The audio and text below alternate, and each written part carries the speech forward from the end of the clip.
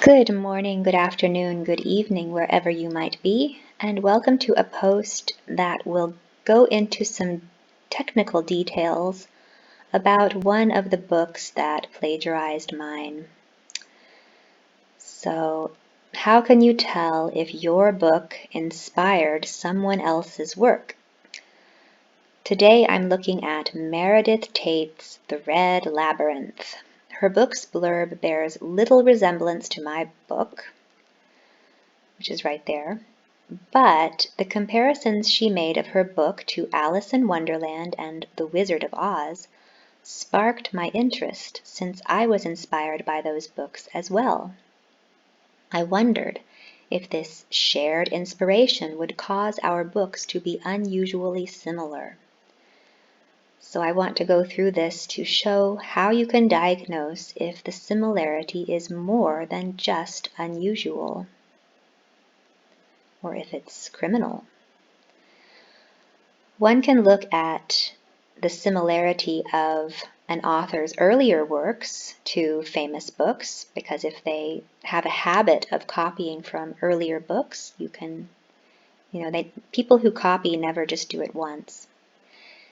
I noticed that in the reviews of Meredith Tate's book Missing Pieces, one reader complained that it was far too similar to a famous book called The Giver by Lois Lowry. It seemed to be set in the same world, but with just sort of like fan fiction. It created a new plot line, but set in using the world building from someone else. Another signature of a person who has bad habits is how frequently they publish. I found that Meredith Tate published 4 novels in 4 years, and that's pretty fast, but it's not completely unreasonable if the books are relatively conventional and not high concept, and that they're not stealing the concepts from other books. So at first glance, you wouldn't think that anything is wrong with The Red Labyrinth, just this author might have a bad habit. The first quarter of The Red Labyrinth read a lot like the beginning of The Hunger Games, and the second quarter read like Twilight, but the more I read, I saw the signature of my novel in there. And so I decided to do plot overlap analysis of The Red Labyrinth with multiple books and see if there were as many plot overlaps with similar books to The Red Labyrinth as there were between The Red Labyrinth and my book. So The Hunger Games and The Red Labyrinth shared 4 plot overlaps. She has a mother who was of a higher class, but she'd fallen for a man of lower class. She is a mining town outsider of a big city dystopia with a mysterious leader. She is required to attend a rally and watch a ceremony. She does not want to end up on the stage at the ceremony, but she does anyway. And then with Twilight, she is pursued by a man who is of much higher class than her. He has magical abilities, he catches her apple, she doesn't understand why he has chosen her, and no one else understands either. So these are the things that were in both Twilight and in The Red Labyrinth. Then there were similarities with X-Men. The villain was selected by the government because of his special skills. They made him watch as they killed his mother.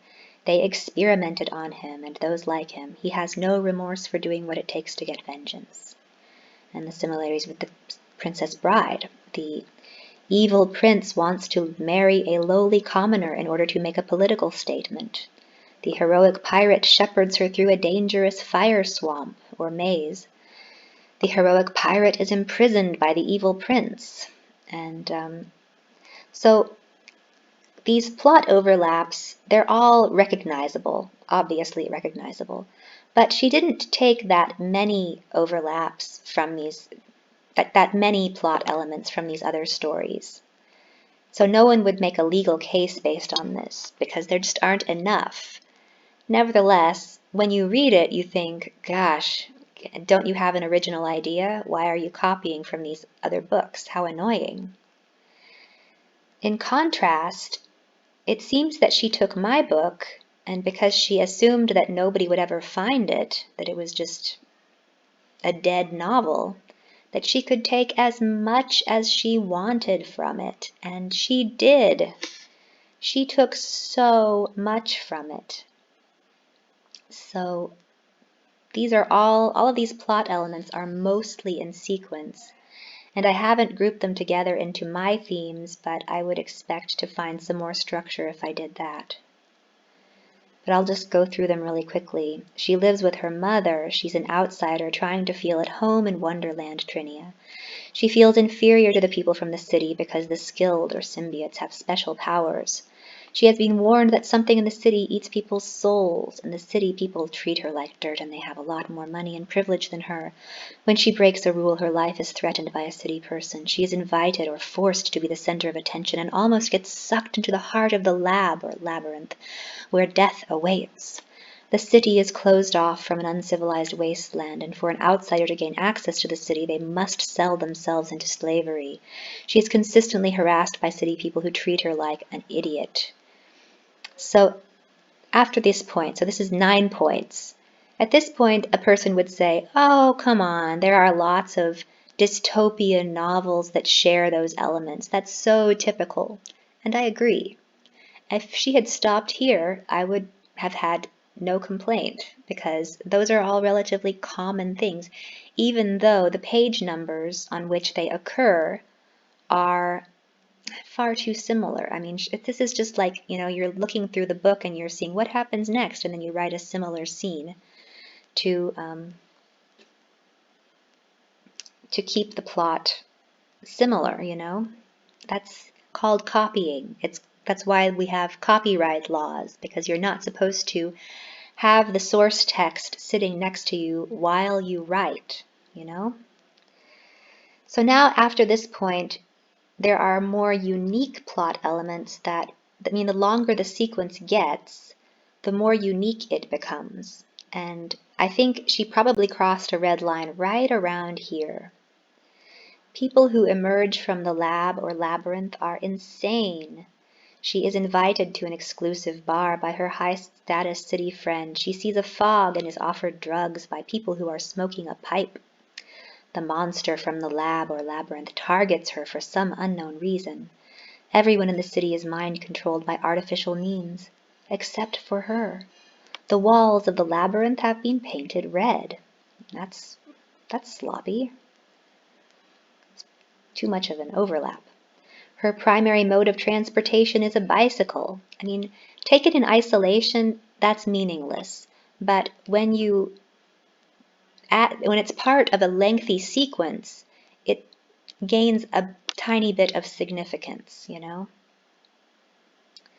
The labyrinth or laboratory is locked down by an external military power. She finds that there are still non-city people who are not under the influence of the mind control. She meets this man and they hug. She's able to walk through the barrier that blocks off the lab or labyrinth, but none of the city people can. If they find out you are not mind-controlled, something very bad happens to you. I mean, I know that these are all relatively common dystopian plot elements, but the fact that she copied them in the same sequence that I wrote them in, it's just really not okay. So there were some, she would change the order slightly sometimes, but by and large, these were all in sequence.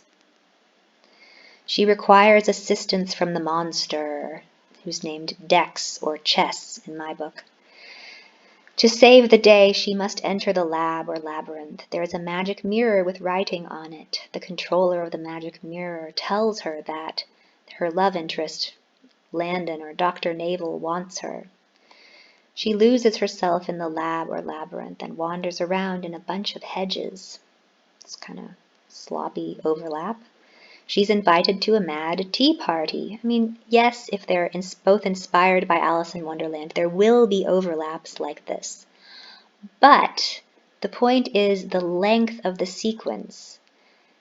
It's it's like it's the same thing as a sentence copied from a book. If all of the words are in the same order, you say this person copied this sentence because they wouldn't have just accidentally remembered that lengthy sentence.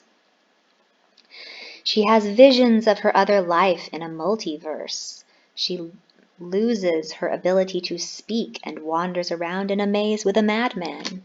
There is a lecture about how inequality is allowed to persist. An evil doctor makes an appearance. He messes with people's minds.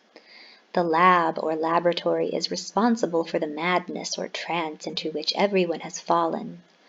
The people who had lost their minds in the labyrinth or lab had actually had their skills or souls or ideas or stories stolen and given to others. So there's this sort of skills or their minds. Basically, their minds are stolen. Part of their abilities are stolen and given to others, to the skilled or the symbiotes.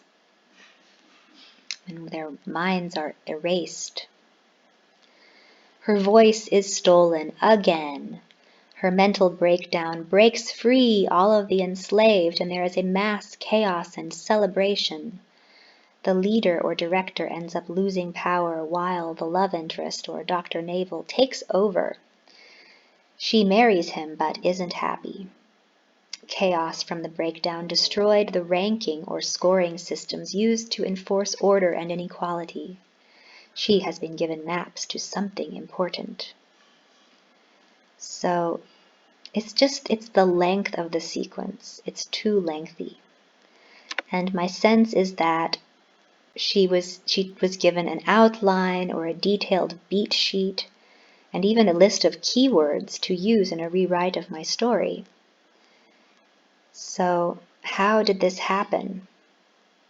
I mean, the climax of each book is rather similar in both books. Meredith Tate wrote, "Raised voices erupt from the screen speakers. One by one, Trinians blink to life. They stagger up and down streets, getting their bearings. Some hug each other, others desperately plow toward the stage, seeking loved ones." And I wrote at a similar point in the story. I mean, hers was longer, so it's kind of like sandwiched in the middle. There was a part that wasn't like my story. I wrote, "The noise gripped the fallen citizens deep in their chests and brought them back to the surface in a wave of euphoria. 'I am!' shouted one of the awoken. 'I am! I am! I am!'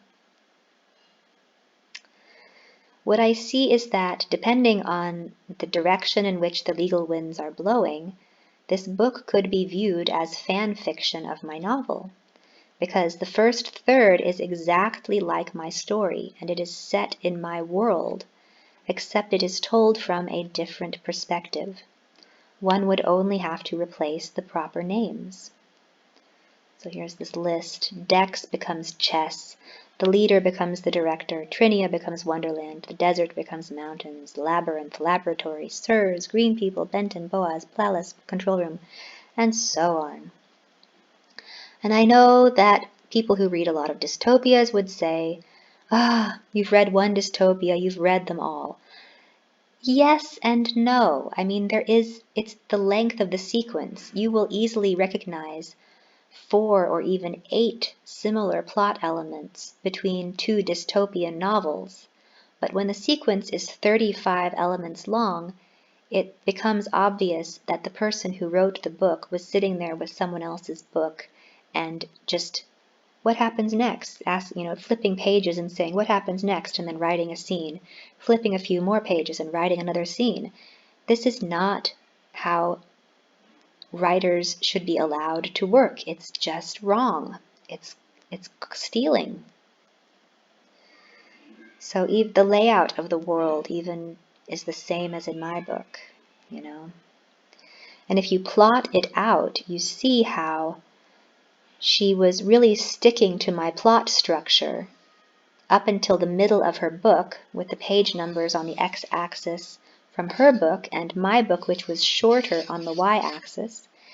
And then she kind of sandwiched in between a bit of material that was from somewhere else. Just the characters are just wandering around in a laboratory, in a labyrinth and doing all kinds of silly things that don't really move the plot forward.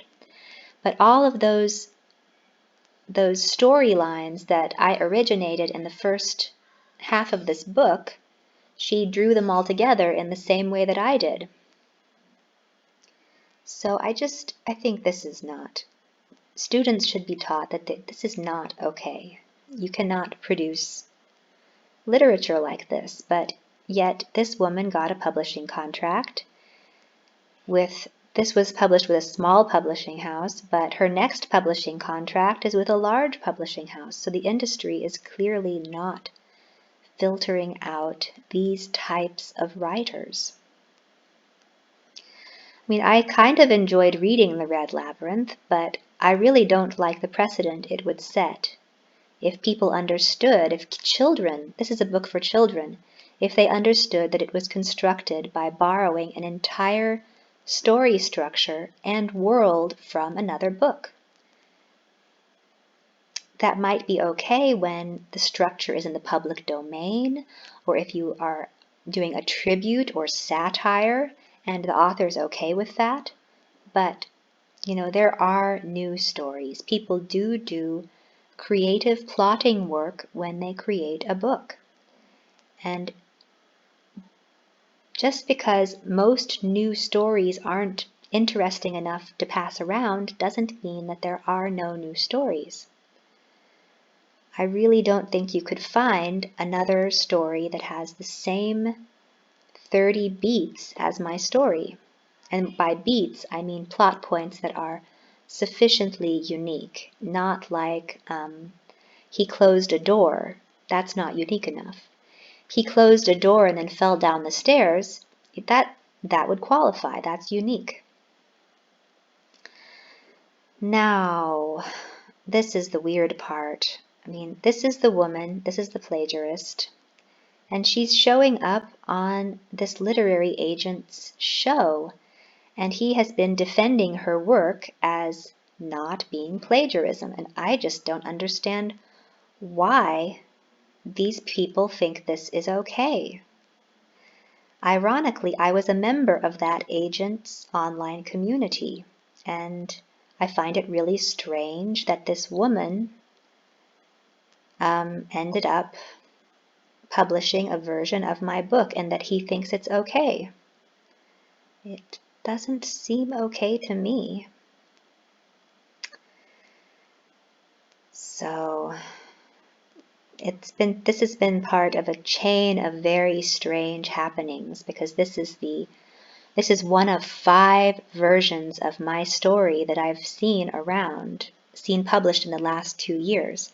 And each of these versions of my book have copied between 35 and 55 sequential plot elements, unique plot elements. And I don't understand why this has happened. And a lot of the copying is done with a very specific structure, which I'll go into in some future posts, where they've taken 11 my themes that each have 5 elements each. So it almost seemed like somebody outlined my book with an 11 my theme structure and then handed it out to be repackaged and rewritten by other authors. And I mean, that's just systematic theft. And it's got to be stopped.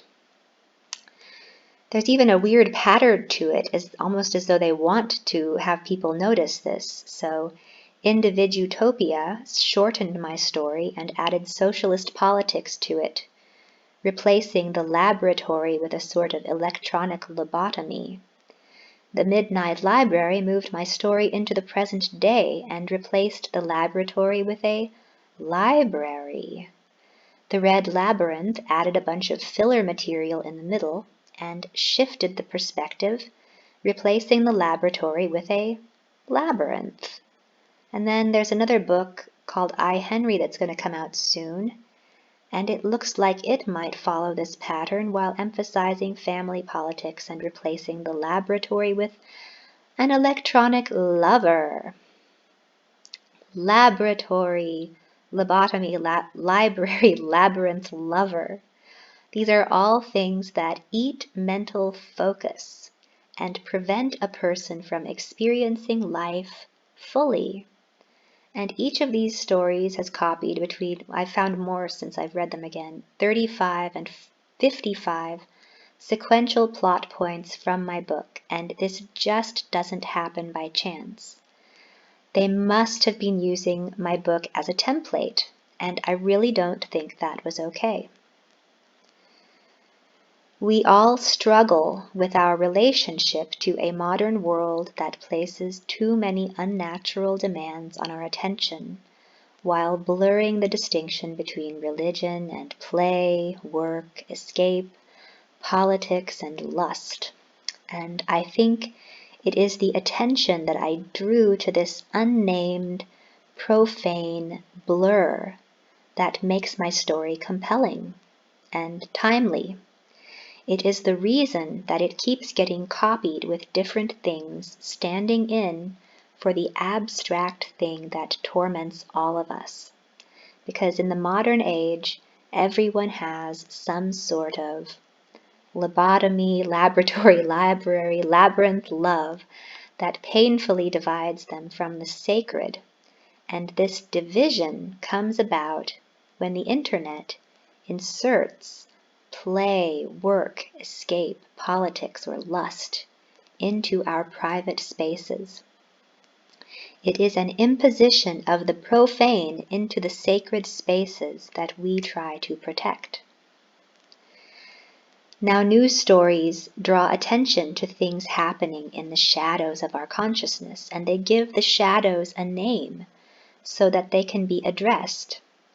And when a news story brings something out of the shadows in a way that people really understand, we find a new way to attach ourselves to the sacred.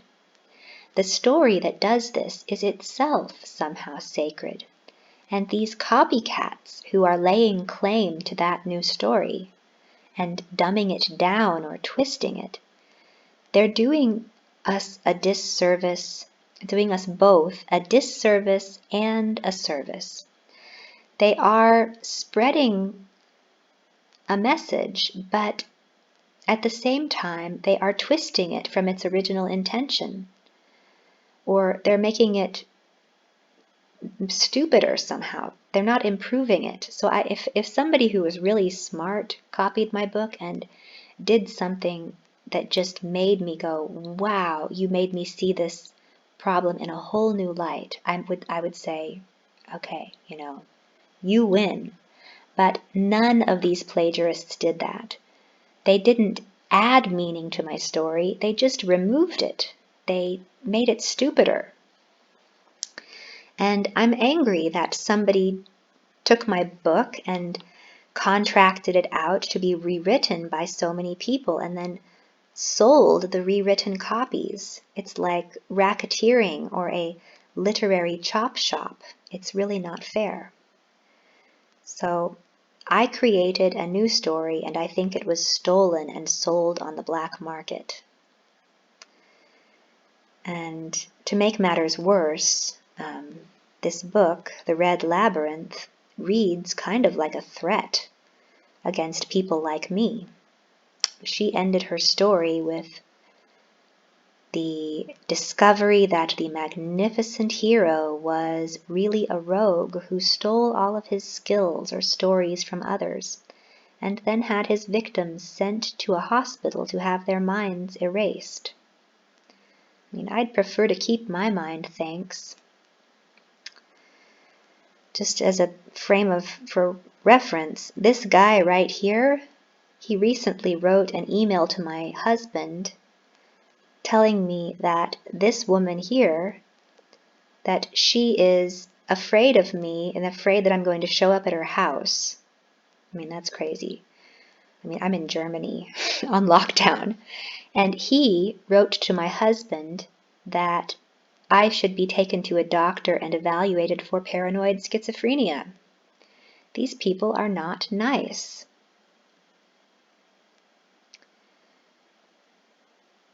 So, thankfully, or strangely enough, like the protagonist of the Red Labyrinth and of my book, I do have a sort of map to deconstruct how people are doing structural plagiarism. And this map is a sort of algorithm that it was originally designed to make navigating labyrinths faster.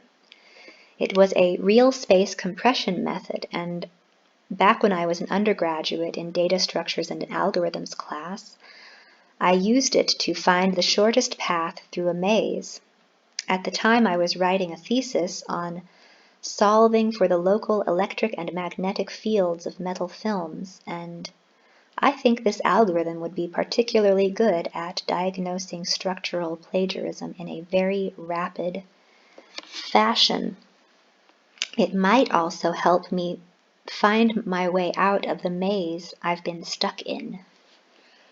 And if you tune in for the next video, or maybe it was the previous one, I explain the details of that algorithm. So with that, I should conclude this, and thank you for watching. Until next time.